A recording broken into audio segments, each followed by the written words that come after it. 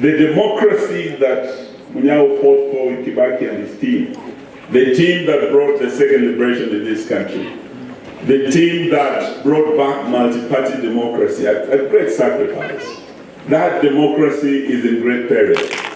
If we cannot allow free and fair elections in our country, then the democracy that we now fought for is in great danger, even as we buried here in Bowen today. We must do everything to defend that constitution that we fought for, to fight and protect multi-party democracy in our country, because it can be lost. Where there is violence, where there is intimidation, and where there is corruption through heavy bribery by the state, we cannot have free and fair elections. And this is what happened in the by-elections that I've heard Speaker King boasting about, that they won. And today we're saying, IEBC, you had an opportunity. This was a litmus test for you, Chairman Athiani and your commissioners. And you are tested, and you are tried, and you are found wanting. You fell short, Athiani with your commissioners.